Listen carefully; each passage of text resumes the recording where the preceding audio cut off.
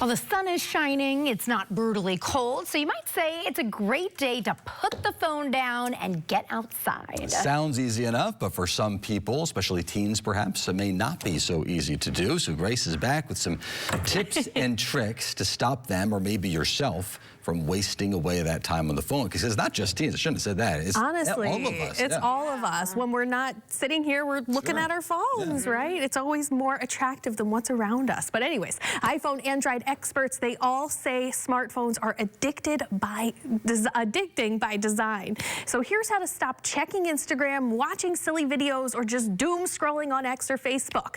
It may be easier said than done, but experts say simply delete the apps you know you waste time on. The danger, though, with this, though, is they say the temptation to reinstall and then it just stays and you don't delete it again. You can also use the onboard controls designed to help regulate screen time. Many parents already use these to regulate children's phone time. Apple's controls are found in the settings menu. Meantime, Android users can turn to their digital well-being settings. So here's some you might not have thought of. Experts say turn on the focus mode to silence notifications. You could also change your phone display to grayscale from color, so it's just not as exciting and attractive. If this doesn't work, maybe consider installing a third-party app on your phone that will tell you how often you're actually opening the apps. Some of these will actually lock you out of the apps that you spend the most time on.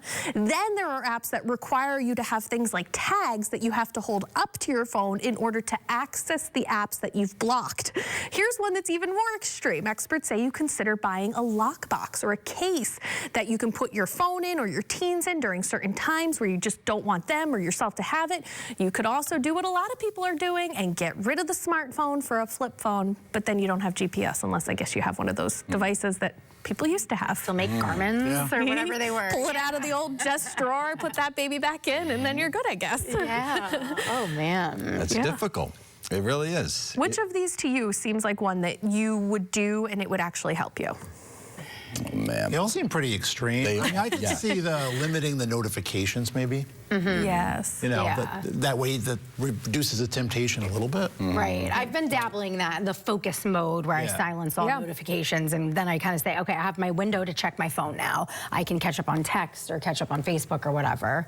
So I do try that one, but sometimes it doesn't work. If you do that, are you obligated to tell the people who love you, who are trying to reach you, hey, I'm taking breaks from my phone, or no?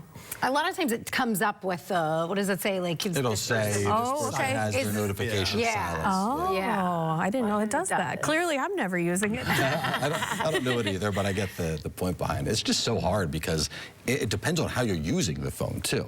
Like if you're just scrolling and it's mindless, we always assume that that's what we're using. But this is also how we communicate with loved ones these days, by and large. And that's important to not miss. And they expect you to be available. And they expect, so it's just, it's very difficult. I've been deleting apps. I find that to be the easiest. Like, just delete the ones that you know you don't really need them. You don't need to be on Instagram. You don't.